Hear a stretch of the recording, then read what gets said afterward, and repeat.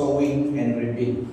Dalam sowing, menabur dan menuai, sowing and reaping, ada cause and effect. Di dalam sesuatu yang dilakukan ada cause dan effect. So sowing and reaping. Berdasarkan firman Tuhan, pelajaran pada firman Tuhan. Yang satu, kita menaburkan adalah kekal, dan satu juga taburkan adalah sementara, bersifat sementara. Tetapi ada cause and effect, yaitu eternal dan temporal. Apakah kita menabur untuk keyakinan kita ataupun untuk roh, kehidupan rohani kita? So semuanya ada cause and effect. Galatia 5 ayat 16 memberi kita penjelasan ini. Maksudku ialah, hiduplah oleh roh, maka kamu tidak akan menuruti keinginan daging. Nah, ada cause and effect. Kita masih dalam tubuh jasmani, jadi automatically kita melakukan perbuatan ini secara fisik, tetapi itu juga akan ada efeknya dalam rohani kita. Sebagai orang percaya, dalam Galatia 5 ayat 16 ini, Rasul Paulus memberi nasihat kepada jemaat Tuhan di Galatia, karena mereka hidup di antara yang mispercaya. Tapi bagi mereka yang Kristen, yang percaya pada Tuhan Yesus, dia katakan, maksudku ialah hiduplah oleh roh, maka kamu tidak akan menuruti keinginan daging. Selagi kita ada tubuh ini, senantiasa ada keinginan daging kita. Tetapi kita juga setelah menerima Yesus sebagai Tuhan dan Juru Selamat, kita roh kita dibaharui. Daging kita tidak dibaharui, tetapi roh kita yang dibaharui. The Spirit of Man. Itulah yang Roh Kudus membaharui dan bersatu dengan Roh Tuhan. Inilah yang kekal. Tapi kita masih dalam tubuh ini, jadi keinginan daging masih intact. So kita di dalam dua struggle, sama ada kita menuruti keinginan rohani ataupun keinginan daging kita yang the fallen nature. Kita yang membuat keputusan di situ. Firman Tuhan mengatakan, jagalah hatimu, karena dari hati terpancar aliran kehidupan. Above all else, guide your heart, for everything you do flows from within. Jagalah hatimu lebih daripada segalanya, karena dari situlah terpancar mata air kehidupan. So rupanya dari hati kita terpancar air kehidupan, karena kita yang membuat keputusan, buat decision, every decision untuk menggerakkan dan direction tubuh hidup kita. Kita yang buat keputusan. Jadi hati kita, dari hati kita, jagalah hatimu dengan segala kewaspadaan, karena dari situlah terpancar kehidupan. So dari hati kita, desire kita yang memutuskan, yang memikirkan sesuatu, yang buat decision supaya tubuh kita respon. So jagalah hatimu, kata firman Tuhan, karena ada cause and effect dalam hidup ini. Sama ada kita menabur untuk kedagingan ataupun rohani. Galatia 6:8, orang yang menyemai bagi hawa nafsu, yang daging maksudnya hawa nafsu. Kedagingan kita masih dalam daging. Jadi, kalau manusia itu tidak ada daging, itu bukan manusia. Harus ada daging kita. Kalau kita terus roh sudah memang kita rohani sudah. Rohani yang maksudnya spirit, tidak ada bentuk. Tapi kita dalam dua, fisik dan juga spiritual. Orang yang menyemai, jadi itu terserah kepada orang itu, seseorang pribadi itu. Orang yang menyemai bagi hawa nafsu manusia akan menuai kebinasaan daripadanya. So rupanya kalau kita menyemai bagi hawa nafsu, maksudnya hawa nafsu ini memang ada, tetapi kalau kita ikut hawa nafsu yang direct hidup kita, kata firman Tuhan, hasilnya dan efeknya adalah manusia akan menuai kebinasaan. Manakala orang yang menyemai bagi roh akan menuai hidup yang kekal.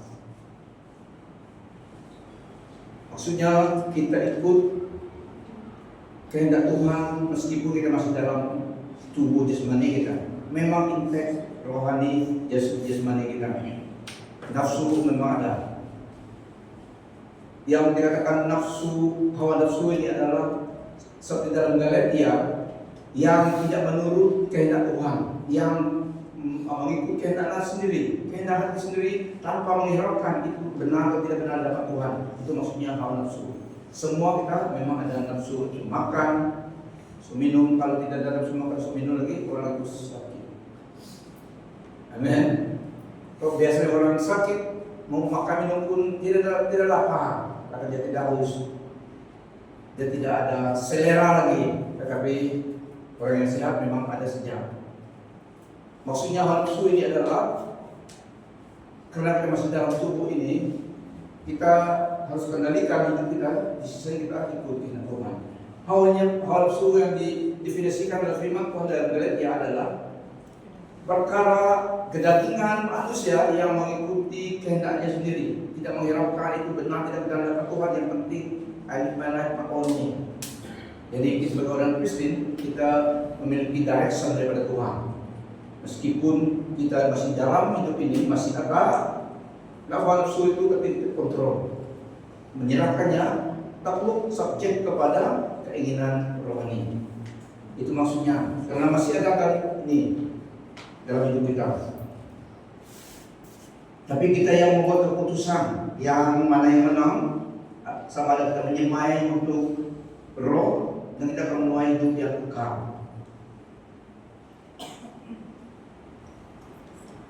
Nah, sebagai orang Kristen, struggle kita dalam within untuk kontrol, direction, maneuver hidup kita, everyday decision. Kita yang di dalam dua struggle ini, with the flesh and the newly revived human spirit. Orang Kristen rohnya yang dibaharui, tapi daging masih ada. Tapi Roh Kudus dalam dia dalam roh kita, menolong kita supaya apabila kita respon kepada dia, roh ini menang. So sepertinya ada takobo yang senantiasa di dalam hidup kita orang Kristen. Yang orang tidak Kristen tidak ada power untuk menolak keinginan daging itu. Tapi orang Kristen diberi Roh Kudus dan inilah yang menolong roh kita sehingga kita dapat mengenal, mengetahui itu tidak benar dan juga have the power untuk menolak dan mengikuti kehendak Tuhan. Yang di luar Kristus tidak memiliki kuasa, kekuatan untuk menolak keinginan daging itu, jadi mereka menakluk saja karena tidak ada Roh Kudus dalam orang yang tidak percaya. Tapi kita diberi Roh Kudus yang menolong kita, so kita bukan saja mengetahuinya, tetapi diberi kuasa untuk tidak katakan tidak kepada yang tidak berkenan di hadapan Tuhan. Kita ada power, bukan saja mengetahui itu, tapi ada power, ada kuasa, ada kekuatan menolak dan mengikuti kehendak Tuhan. So orang Kristen senantiasa di dalam dua dilema ini, dua kontrol ini. Di dalam Ezekiel, semua orang bertanggung jawab atas hidupnya di hadapan Tuhan. Orang tidak percaya, orang Kristen. Tapi kita orang Kristen diberi Roh Kudus dan diberi kekuatan, bukan saja mengenal kehendak Tuhan, mengetahuinya, tapi juga diberi kuasa menolak dan katakan tidak kepada kehidupan lama kita dan mengikut kehidupan baru, mengikut apa yang dengan Tuhan. Karena tidak baik hanya mengetahuinya, tapi tidak diberi kuasa untuk bertindak sesuai dengan kebenaran itu. Tapi orang Kristen diberi kekuatan untuk bertindak sesuai dengan firman Tuhan itu. Bukan kekuatan kita jasmani, tapi dibantu oleh Roh Kudus apabila kita menyerahkan hidup kita kepada Tuhan. Nah, dalam Ezekiel 18:24, semua orang bertanggung jawab atas hidupnya sendiri. Sungguh semua jiwa aku punya, baik jiwa ayah maupun jiwa anak, aku punya. Dia yang berbuat dosa itu yang harus mati. Maksudnya dalam ini, ayah itu tidak bertanggung jawab kepada dosa anaknya. Anaknya juga tidak bertanggung jawab atas dosa ayahnya. Semua orang bertanggung jawab atas hidupnya di hadapan Tuhan. Kalau anak itu sudah dewasa, kalau masih bayi, automatically anak orang Kristen masuk surga kalau meninggal dunia. Tapi bukan semua bayi, tapi dia bayi orang Kristen karena ibu bapaknya orang Kristen. Tapi dalam Ezekiel ini adalah kepada semua orang yang dewasa yang telah mengenal yang tidak baik dan yang baik. dan membuat keputusan untuk hidup sendiri. Itulah anak-anak orang Kristen setelah dewasa Tuhan expect dan menaruhkan tanggung jawab itu kepada anak-anak itu. Tidak ada harus bertanggung, tidak ada harus meletakkan tanggung jawab kepada ibu bapaknya untuk pertumbuhan rohaninya. Kalau sekolah minggu, yes, itu bergantung lebih kuat kepada ibu bapak. Tapi kalau sudah youth, dewasa, harus bertanggung jawab atas imanmu kepada Tuhan.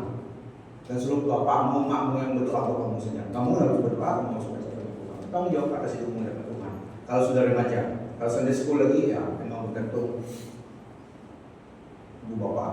Kalau sudah remaja, harus bertanggung jawab atas hidup rohanimu di hadapan Tuhan. Dan Ezekiel ini, seseorang itu harus bertanggung jawab di hadapan Tuhan atas hidupnya, anak dan ayah ataupun ibu, parent atau anak-anak.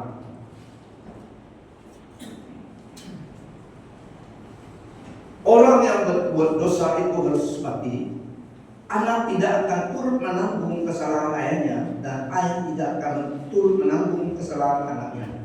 Orang benar akan menerima berkat kebenarannya, dan kefasikan orang fasik akan bertanggung jawab atasnya. 21-22. Tetapi jikalau orang fasik bertobat dari segala dosa yang dilakukannya dan berpegang pada segala ketetapanku serta melakukan keadilan dan kebenaran, ia pasti hidup, ia tidak akan mati. Segala durhaka yang dibuatnya tidak akan diingat-ingat lagi terhadap dia, dan ia akan hidup karena kebenaran yang dilakukannya. Ini adalah bicara pada orang yang telah bertobat. Dia jahat sekali, dia suka jahat sekali. Tetapi apabila dia balik kepada Tuhan, bertobat dan menerima Yesus sebagai Tuhan di selamatnya, 2 Korintus 5 ayat 17 kata ciptaan baru, firman Tuhan dalam Ezekiel ini tadi, perbuatan lama yang jahat itu tidak dikira lagi, tidak diperhitungkan lagi, tapi dia benar, dia diselamatkan maksudnya. Karena apa? Dia balik kepada Tuhan, dia meninggalkan hidup lamanya. So Tuhan tidak ingat perbuatan jahatnya itu, maka dia suri babi dulu, suri anak anjing, pembunuh jahat, itu semuanya diampuni. No judgment, forgiven. Kalau dia sudah baik, kata firman Tuhan. So ini berita baik bagi orang yang jahat, kalau jahat, seperti kita juga. Dan sebenarnya, apakah aku berkenan kepada kematian orang fasik? Demikianlah firman Tuhan Allah. Bukankah kepada pertobatannya supaya hidup? Jikalau orang benar berbalik dari kebenarannya dan lakukan kecurangan seperti segala kekejian yang dilakukan oleh orang fasik, apakah ia akan hidup? Segala kebenaran yang dilakukannya tidak akan diingat-ingat lagi. Ia harus mati karena ia berubah setia dan karena dosa yang dilakukannya. Sebab aku tidak berkenan kepada kematian seseorang yang harus ditanggungnya. Demikianlah firman Tuhan Allah. Oleh sebab itu bertobatlah semua kamu hidup. Oleh itu bertobatlah supaya kamu hidup. Orang yang menyembah bagi hawa nafsu manusia akan menuai kebinasaan daripadanya. Manakala orang yang menyembah bagi roh akan menuai hidup yang kekal. So ada cause and effect. Itulah firman Tuhan juga katakan upah dosa yang mau, tetapi pemberian Allah adalah hidup yang kekal oleh Yesus Kristus. So ada cause and effect dalam hidup ini. Apa yang kamu lakukan, apa yang tidak kamu lakukan, semuanya ada efeknya kelak di dalam alam rohani. Jadi orang yang baik ini tadi, apabila dia tidak melakukan yang baik lagi, dibalik buat yang jahat, yang baik itu tidak di-cancel semula, tidak dihitungkan lagi, tidak negatif, account negatif. Lihat kamu sebelah, jangan negatif, jangan negatif. Yang jahat tadi sudah diri balik pada Tuhan, semua kejahatannya diampuni Tuhan. Itulah Allah adil.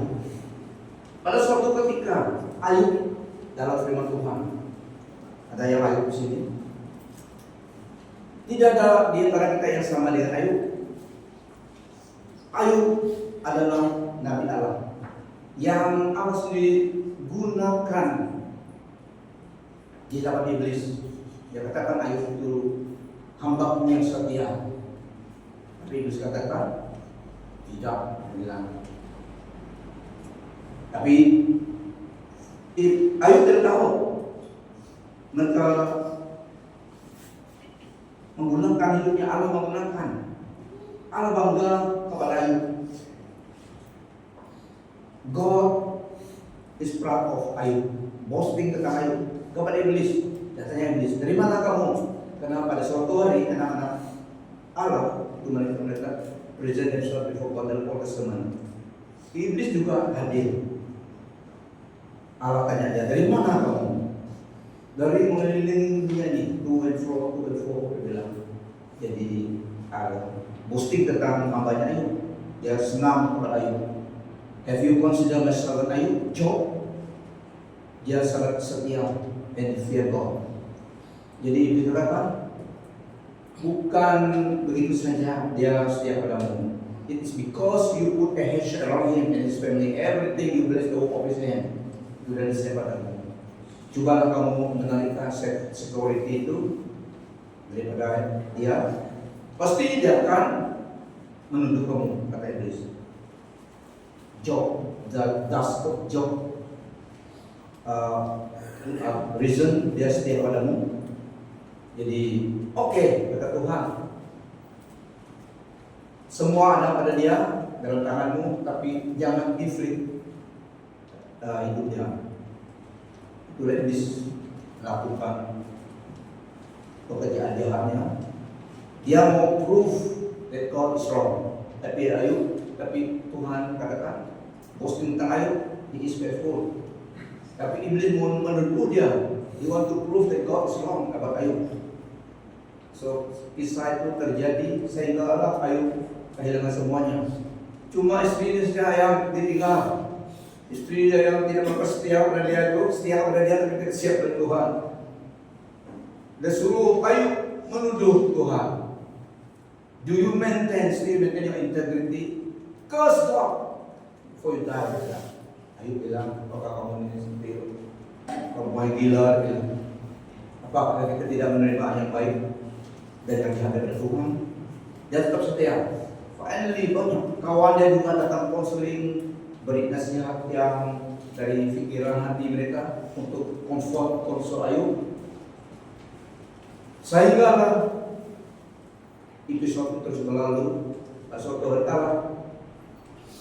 Sehingga Allah juga guna Ayub, nabinya ini.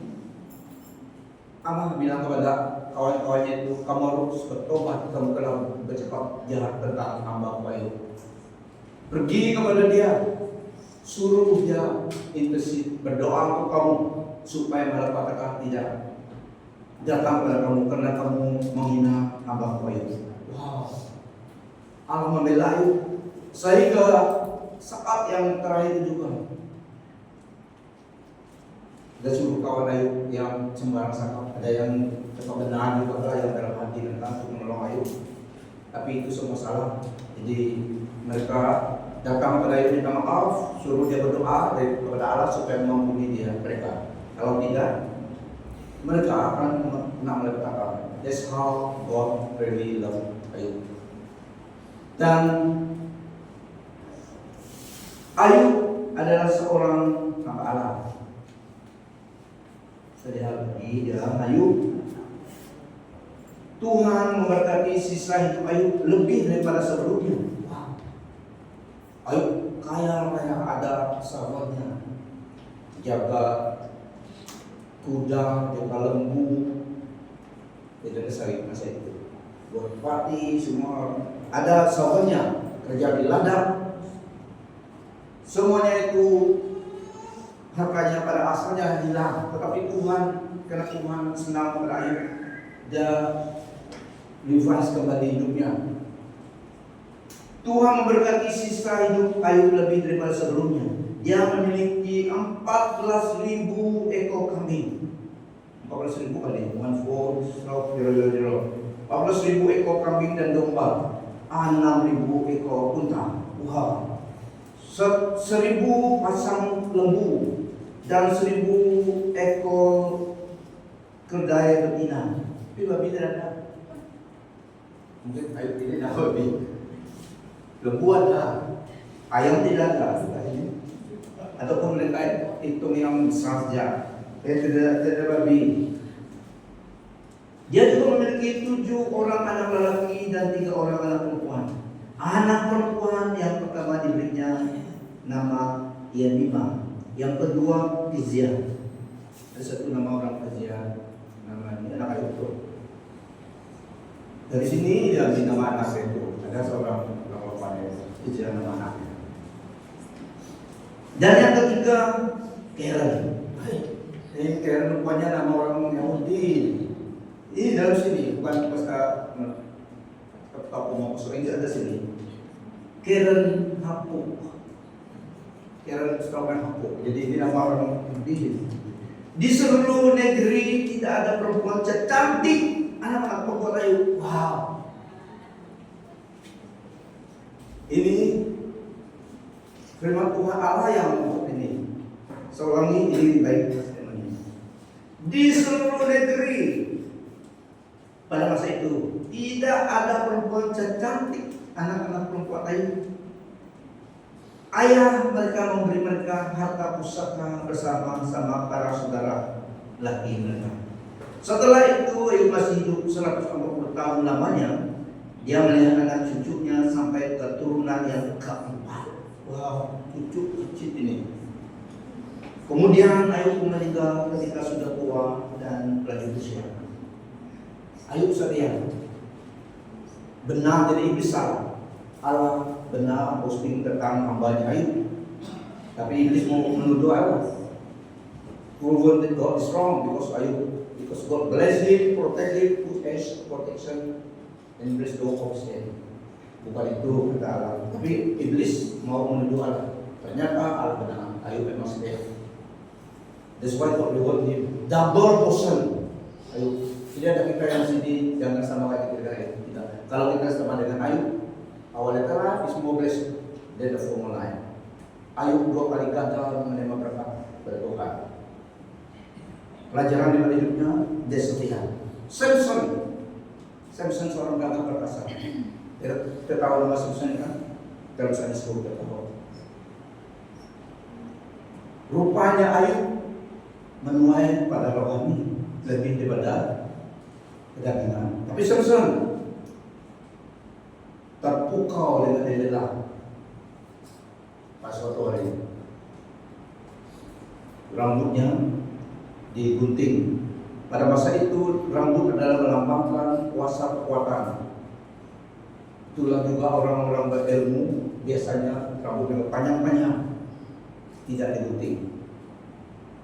Waktu kami penginjilan waktu dulu Inggris itu Yusua Astu bapak itu umuh lah dukun panjang rambutnya, tapi dia mau masuk surga, tapi dia belum terima Yesus. Dia sudah tua dan dia ingat memang tidak ada mati juga. Pergi kami melawat pesan itu, bisa tidak tahu dia itu dukun. Gol tangannya masuk pasok. Karena kami sebelum ibadah di tempat tua kampung, kami jajal. First time kami pergi, berapa orang kerja. Hari Minggu orang turun kerja. Saya singsau sebelah. Mau turun kerja hari Minggu. Tapi pada hari ini rumah itu tidak ada betul, dirubah transform lagi. Di atas rumah mereka itu ada buku-buku kecil itu tidak boleh guna praktekkan. Kecil yang buku dan dong semua ada daun limau, duri limau, semua ada. Itu juga yang sifat murah itu. Tapi waktu penginjilan tempat yang begitu tidak boleh. Ini salah. Tidak. Kalau kamu terus katakan itu salah, itu memang salah, tapi itu bukan masanya kamu katakan itu salah. Mereka tidak tahu itu salah benar, itu benar di depan mereka. Kami penginjilan dan setelah shortcut story itu semua mereka yang berjuang sendiri. Di tidak kita buang, sudah bersih sudah, tidak ada bumbu kecil. Jadi bapak ini dia selalu bertobat dan diinjili dan mau terima Tuhan, dia mau pergi surga itu saja.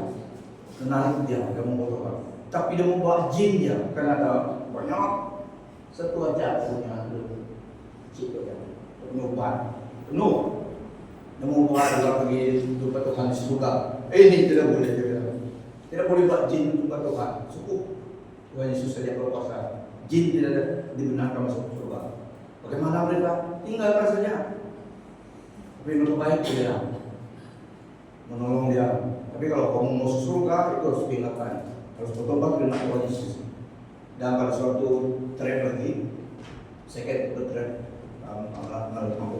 dia bertobat, mau baptis, tapi dia tidak bertobat jalan lagi. Ada satu orang kerja share India, orang India kerja share ikutin itu, dia pikul dia, bukan pikul dia, back dia, menggendongnya, turun sungai sebelum masuk sungai, panjang rambutnya, ada titul di belakang, tidak pakai baju, dikasih luas ya, duduk atas perahu di tepi sungai, jadi rambut memotong, baru baptis.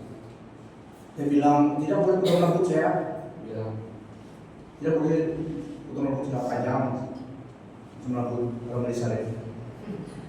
Panjang rambut dia, dia harus potong kaki. Kalau menurut Yesus ikut semua cara Tuhan. Karena tidak boleh orang potong rambut saya, bilang. Nanti saya potong. Setelah sayang di sini juga. Harus potong baru dapat ikut Tuhan untuk semua. Dia bilang kalau potong rambut saya ikut kesalahannya punya rambut. Boleh bilang. Duduklah dia sambil gunting punya terus. Waktu sebelum gunting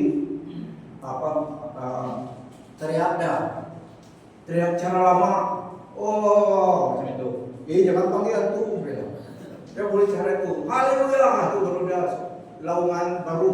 Tidak boleh laungan lama. Oke dia bilang. Haleluya ada sebut gunting rambutnya. Gunting saya paling. Ada bisa gunting saja. Itu lama. Lepas itu ada seorang iban yang pasir, so dia sambung gunting lagi. Baru dia pergi nanti. Rupanya Simpson juga rambut panjang kan. Baru saya connect dengan cerita itu. Rupanya orang berilmu biasanya rambut panjang. Pergi betapa di kuburan sana gitu. Tapi bapak yang bertobat. Jadi rambut itu gunting. Dia sama istrinya berkas bersama dengan yang lain. Nah, Samson kelemahannya adalah dia ditipu oleh Delilah. Bukan ditipu saja, tapi dia yang mau ikut Delilah. Bukan dia tahu, tidak mau ikut karena cantik Delilah di depannya. Tuhan melarangkan orang Yahudi kawin dengan orang bangsa asing, tapi mereka telah mix. Jadi dia lihat Delilah, apalagi Delilah pandai tekol Delilah sekiranya. Jadi pada suatu hari dia paling kuat, Samson dia paling kuat ya. Dia lawan dapat tentara dengan satu tulang binatangnya. Itu adalah perbuatan Tuhan. Bukan tidak ada manusia yang terlawan berapa ribu tentara dengan hanya tulang saja. Orang pergi bujang kalau mereka keliling dia, tapi karena Tuhan beserta dia pakai tulang binatangnya. Lawan berapa ribu ada tapi di Samson di kelemahan dia beri nasihat dia pada Delilah, dia sangat mencintai Delilah. Padahal Delilah tidak betul-betul mencintai dia. Dia cuma pura-pura. Itulah mempergunakan Delilah untuk cari kelemahan dia, bagaimana puncak kekuatannya, karena tentara Filistin takut dia. Dia dapat lawan masih ada dia. Hidup Delilah tanyakan. Rupanya rambutnya digunting lah. Dia bilang, bangun, orang Filistin dekat. Dia mau bangun lagi, dia mau lawan, tapi tidak ada kekuatan lagi. Rambut sudah pendek. Seperti itu, Kevin. Dulu panjang. Jadi oleh itu dia ditangkap menjadi kapten mereka. jahat orang pada masa itu dalam firman Tuhan. Mata ada dibutakan. Karena ada kuat, jadi tumbuh kekuatan dia. Mereka beri dia hukuman setelah dia buta, menggigit kandung. Tulang itu seperti buat orang berjeraya atau berdarah itu traktor yang besar itu yang berentuk meletakkan tanah. So Samson diikat dan dipukul supaya memusing wheel menggeritik gandum itu. Tidak ada mesin mereka untuk tepat gandum. Jadi kamu nonton mesin harus ditolak, ditarik. Samson yang menjadi mesin. Jadi dia sedang ada bertobat. Dia bilang sama Tuhan, berilah saya satu peluang terakhir. Biasa mati dengan orang Kristen ini. Umur udah panjang waktu sudah. Jadi dia tanya kepada mereka, Delilah juga kesian ke Delilah. Ada juga love lah di mereka. Tapi Delilah juga kena suap mereka. Jadi itulah dia beritahu rahasia Samson. Tapi dia juga memang ada koinot dengan Samson. Jadi Samson panggil dengan dia pada masa itu, bawa dia di tiang, the main tiang kota itu. Dia letak di sana. Dia tanya mana tiang itu. Jadi tangan sebelah, tangan sebelah. Dia suruh Delilah lari. Dan tetap juga cinta Delilah. Dia bilang kepada Delilah, lari sebelum sempat dia. Saya tidak perlu kaji itu. Dan suruh Delilah lari. Lalu dan Delilah lari sebelum mengintip Pak bangunan. Lari dari saya. Lepas itu dia pastikan Delilah lari juga. Wah, ini kita sesuai kepada Delilah bukan main. Dia memang mencintai dia sungguh-sungguh. Dia tipu dari sekitar. Tapi seikhlas Samson, disuruh dia lari, dia tanya, sudah lari kamu? Tidak dengar suara dan dia ingat sudah lari. Tolaklah sehingga Palis itu rebah. Dia mati di situ. Firman Tuhan katakan lebih banyak orang mati, orang Kristen mati bersama dengan dia daripada waktu dia hidup. Itu catat lebih banyak orang Kristen mati ditimpa bangunan bersama dengan Samson pada masa itu daripada yang waktu dia hidup melawan dengan mereka. Tapi itulah Samson sudah dia tidak menyemai terus kepada kedagingannya. Raja Solomon adalah seorang raja Israel. Kenapa ada Northern dan Southern Kingdom daripada anak Solomon? Dulu satu di Israel. Tapi oleh karena Solomon, Tuhan 2 kali bicara kepada dia, jangan mengawini dengan ambil orang bangsa asing jadi istrimu. Tapi dia ini 1 Raja-Raja 11:9-13. The Lord was very angry with Solomon, for his heart has turned away from the Lord, the God of Israel, who had appeared to him twice. He had warned Solomon specifically about worshiping the gods, but Solomon did not listen to the Lord's command. Ini satu raja. Pada masa itu, karena dia raja, dia mengawini 300 istri yang sah dan sebagai istri. Satu alasannya kenapa Solomon kawin orang banyak pada masa itu karena political interest juga. Apabila secara bisnis juga, itu banyak orang juga. Solomon satu alasan mereka karena political interest, bahwa banyak negara-negara datang, jadi dia pernah kawin orang beristri pada orang Persia, Egypt, semuanya begitu. Queen of Sheba juga datang mendengar wisdom dia, yang mereka dalam kaji. Walaupun Queen of Sheba tidak diam di Israel, tapi dia ada hubungan dengan Samson. Ada anak mereka, Queen of Sheba, Queen Sheba. Jadi banyak istrinya yang Tuhan warning dia jangan menyembah ilah Allah mereka. Karena mereka istri-istrinya ini tidak mengawin Solomon saja, tapi mereka bawa kepercayaan mereka, patung-patung mereka ke Pales.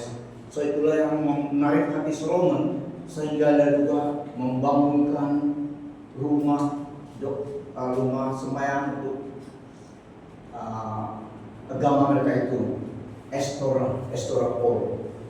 Rupanya itu juga yang menyala yang tinggi itu kasih bunuh Estora Paul itu namanya. Orang menyembahkan Allah, orang pekong itu ada kan, yang sebesar mereka ada banyak Estora Paul itu. Dari dulu sudah ada gitu. So itu kepercayaan orang di situ. Jadi Tuhan melarangkan orang Israel termasuk Raja Solomon. Tapi dia tidak, dengan 2 kali Tuhan lawatnya. Tuhan pertama lawat dia waktu Tuhan memberi dia kekayaan Islam. Tapi dalam ujung-ujung hidup Solomon dia mengawini banyak perempuan bangsa asing yang tidak menyembah Allah, sehingga disitulah hatinya dia yang menulis prolog itu, jagalah hatimu daripada segala kewaspadaan. Dari situ terpancar dari kehidupan dia yang Solomon. Jadi Tuhan ingat janjinya pada bapaknya Daud. Waktu Raja Solomon dalam hidupnya tetap satu Israel. Setelah dia meninggal, anaknya yang memerintah, anaknya Wika juga. Dari situlah Allah memecah belah Israel, sehingga adalah Northern Israel, Southern Israel, Judah. So, dari situ Israel dibelah 2. Jadi, tapi kita lihat memang Solomon sempat bertobat masuk surga. Tapi walaupun tidak ada catat di mana dia bertobat, tapi dia yang menulis buku Proverbs, sebagian buku Proverbs semua, Ecclesiastes, Pengkhotbah, Song of Song, Solomon yang menulis buku 3. So kita percaya sebelum meninggal memang ada bertobat. Walaupun tidak ada dicatat dia bertobat. Raja Daud, firman Tuhan catat dia bertobat. Raja Solomon tidak catat, tapi kita lihat dia memang ada masa bertobat. Jadi kita tidak menghakimi dia memang bertobat masuk surga. Ujung hidupnya. Tetapi kesaksian hidupnya Raja Solomon life was a mixed testimony, which included both commendable and regrettable action. But it is common for all believers. Every believer is saved by grace through faith in Jesus Christ. So, dengan anugerah kita percaya kepada Tuhan. Dia menulis 3 buku mengenai Allah. So in depth pengetahuan tentang Tuhan dan tentang Tuhan. Meskipun itulah saksian hidupnya mix, ada yang sangat commendable, tapi ada juga regret. Everything is meaningless. Dia tulis itu setelah kan mengetahui semuanya. So ini saksian King Solomon. Jadi anugerah Tuhan tetap besar karena every believer is saved by grace through faith in Jesus Christ. Nah, repentance, pertobatan itulah caranya pengampunan, pemulihan dari Tuhan mengalir kepada kita. Pertobatan, sejarah jatuh kita apabila kembali kepada Tuhan, pengampunan. Karena anugerah Tuhan diselamatkan. So just imagine Solomon yang begitu raja pun pernah deviate daripada jalan Tuhan yang benar. Sedalam dalam pengetahuannya tentang Allah, tapi dia juga tetap manusia yang ada kelemahannya. Tapi yang baik adalah Allah Tuhan kita penuh dengan kemurahan. So dalam Yesus ada pertobatan, ada pemulihan. Pertobatan itu harus ada supaya ada pemulihan daripada Tuhan. Itulah baiknya dalam Tuhan. Nah dalam Yesus tidak ada penghakiman lagi, karena dia telah datang dan membawa satu cara yang baru. Dalam Testament memang banyak pergolatan manusia, orang yang mengenal Tuhan. Tetapi di dalam Yesus Kristus perjanjian baru, Roh Kudus diberikan tidak atas beberapa orang, tapi diberikan mendiami setiap orang percaya, setiap kita. Roh Allah diberikan dalam hati kita karena kita percaya pada Yesus. Itu differentnya. Karena Yesus akan datang, so lebih baik daripada Old Testament, New Testament. Dalam Roma 8 ayat 1 sampai 2, dengan demikian sekarang tidak ada hukuman bagi orang-orang yang ada dalam Kristus. Karena melalui Kristus Yesus, hukum roh kehidupan telah membebaskanku daripada hukum dosa dan kematian. Dalam tafsir yang baru, demikianlah sekarang tidak ada penghukuman bagi mereka yang ada di dalam Kristus Yesus. Roh yang memberi hidup telah memerdekakan kamu dalam Kristus dari hukum dosa dan hukum maut. Sebab kamu tidak menerima roh perbudakan yang membuat kamu menjadi takut lagi, tetapi kamu telah menerima roh yang menjadikan kamu anak-anak. Oleh roh itu kita berseru, ya Aba, ya Bapa. Roh itu bersaksi bersama-sama dengan roh kita bahwa kita adalah anak-anak Allah. Orang yang menyemai bagi hawa nafsu manusia akan menuai kebinasaan daripadanya.